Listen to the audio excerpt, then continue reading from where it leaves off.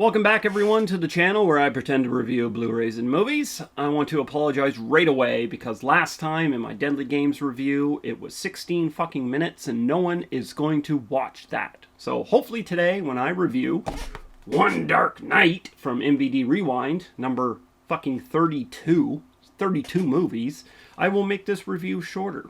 So, what is One Dark Night about? Well, first off, it was released in 1983. I don't know if you knew, but a pretty handsome man was born in 1983. It was me. It was me. Of course it was me. And it was directed by Tom McLoughlin, who I don't know, he went on to direct this not really well-known film, Friday the 13th, Part 6, Jason Lives. You know, the one that after A New Beginning, where they tried to pretend that Jason was a masked killer named Roy, a paramedic. Spoiler alert for that very old movie. Why am I talking about Friday the 13th? Anyway, One Dark Night. So, what is One Dark Night about? There's the cover right there. Look at that. Hey, this time I put it in focus so you can actually tell what it looks like. Of course, the actual image on the cover is really super blurry because it's supposed to mimic a like a VHS. But I'm getting ahead of myself. That's in the Blu-ray section, not now. So, the movie. The movie is about Meg Tilly, who you may know, maybe, as the sister to Jennifer Tilly. She plays Julie. Julie is a goody-goody two-shoes who wants to join this like clique of girls called the Sisters. They wear these really awesome purple vest jackets that say Sisters on the back. And it is led by Robin Evans, who plays Carol, who looks like Olivia Newton-John at times. It's really distracting.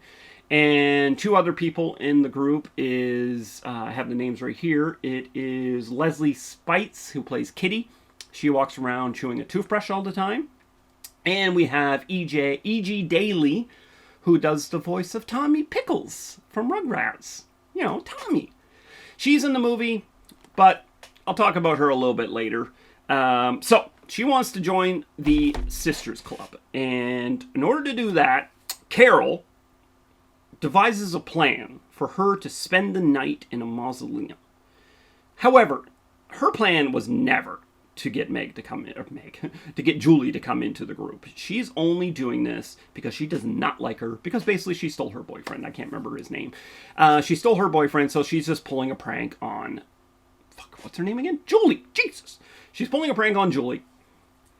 Meanwhile, this world-renowned psychic, according to the back of the box, Raymar, who, the beginning of the movie starts off with, like, there's a bunch of dead bodies in an apartment building. Raymar is dead. He has some sort of blue, purplish psychic power bolts that can shoot out. It's like Darth Sidious, like, and he is dead, so he gets buried in the mausoleum, and that's the same mausoleum where Julie's going to spend the night. So, of course, it's a horror movie, so we know that Raymar is going to come back to life. Anyway, Julie spends the night. Carol and Kitty go to the mausoleum to terrorize her. Meanwhile, Leslie, E.G. Daly, she's not a big fan of this plan because they, like, fucking drug her. They give her, like, this pill, like, Dilaudid or something. I don't fucking know what it is. And it, like, fucking just, like, knocks her right the fuck out. And she's all, like, looping, blah, blah, blah. So Leslie. Holy fuck these names. Leslie is not really a big fan of this. So she just, like, wanders home. That's it. Like, she comes back in the movie a little bit later just to talk to the boyfriend and being like, yeah, well, didn't really want to be part of this plan. So, yeah, she's gone. Meanwhile, while Carol and Kitty are terrorizing her in the mausoleum, Raymar is slowly coming back to life, and he's using his psychic mind powers to crack his crypt. I'll get a little bit later. I'll explain more about what he does. But I also wanted to mention that Raynor has a daughter played by Melissa Newman. Her name is Olivia. She is married to Batman, Adam West. Adam West, he's not in it a lot. Actually, some of his scenes are cut. The reason I know that is because later there's a special feature that I'll tell you about. Olivia, she has psychic ability too, and she's able to, like, see what's happening at the mausoleum, and then she heads over there and tries to save the day. Anyway, during the night, Raymar's getting more powerful. What he does is he sucks the fear from people, the energy, and it like rejuvenates them or something. So he starts making all the dead bodies come out. Some really cool scenes. Near the end of the movie, there's this kind of cool scene where a coffin slowly slides out and a body gets out. The thing is, a little bit later on, they do the exact same scene again with Raymar. So it would have made more sense to cut that scene out, but I digress.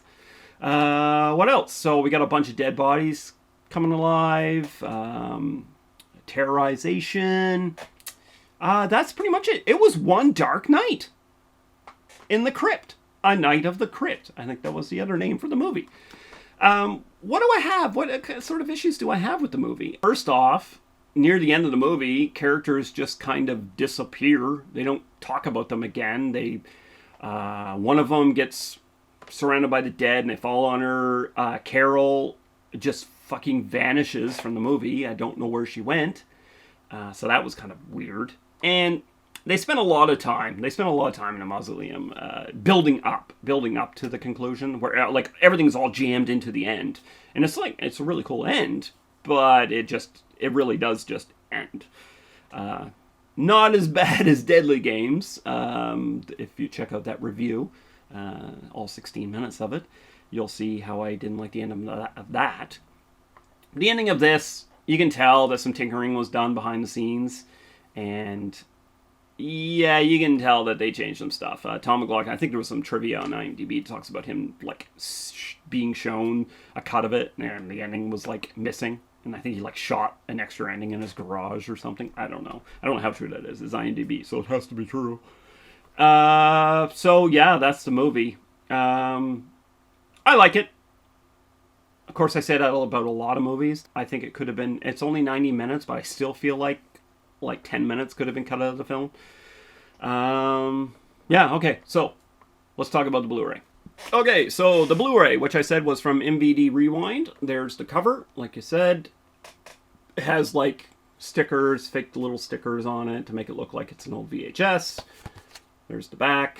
I already flipped the alternate cover around, so you're going to see what the alternate cover looks like already. Yeah, pretty cool. Some meaty hands grabbing some scantily clad legs. What else?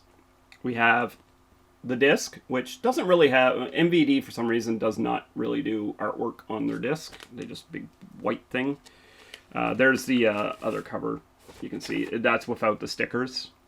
Wrong way. There we go. And then we get a poster. A very small poster. What makes you wonder, would you have liked the poster like this, or would you have liked it with the stickers on? Good question.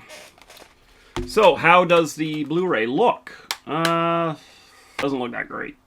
It's a pretty rough transfer. It's really dark. It's like super contrasty. It's like really black shadows, and then there is some dirt and damage in this movie. There is like popping and hissing with the audio. Some scenes just look like shit.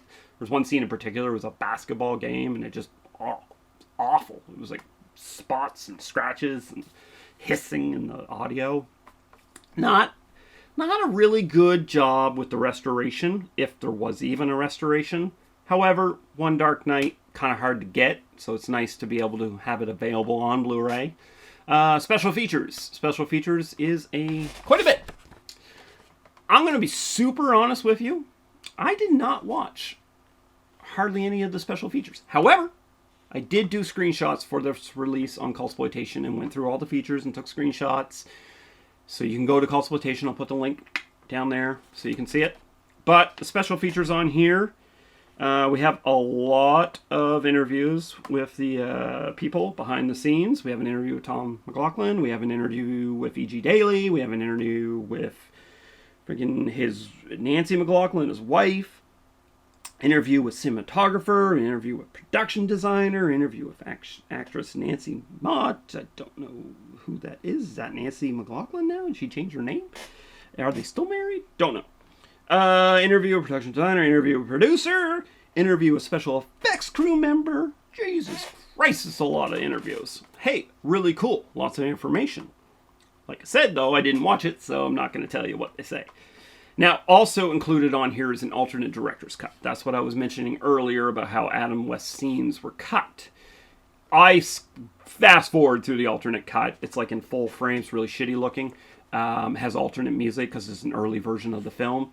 The ending actually explains what happens to two of the characters, so that was kind of cool. Don't know why they cut it. Adam West was in it a little bit more. You kind of find out that Olivia, she kind of has those psychic powers where she can move stuff, and she has like a scene where she like kind of throws them onto the bed and stuff, but not like, you know, they don't get it on or anything. She leaves. And yeah, so the alternate cut, kind of cool to see. Don't know how many people are actually going to sit down and watch it. Still, nice to have. What do we got here? Behind the scenes footage. Paul Clemens photo gallery, and a original theatrical trailer, and reversible artwork, and collectible mini poster. That's everything that's on here. So, is the Blu-ray worth it? Hey, it's MVD Rewind. Don't expect Arrow video transfer quality, but these are kind of lesser known films. I mean, they're not very expensive. Why not? You know, especially if you're collecting. I mean, what are you gonna like? You're going to collect all 31 and then skip this one and then get on to 33? No, right? Like, you're going to obviously buy it because we're insane. Us collectors are insane. We want to, like, own everything. I mean, look at this. Look at this shit behind here. Look how many fucking movies I have. And you don't even see the movies over here. I got, like, a ton of movies over there. And so much. I just collect. I hoard. So, yeah, I do recommend the movie. It's a little long. Blu-ray looks a little rough, but there's a lot of special features. And hey, it's a 1983 horror film. The year I was born. Of course I'm going to recommend it. So many good things happened that year. Mainly me.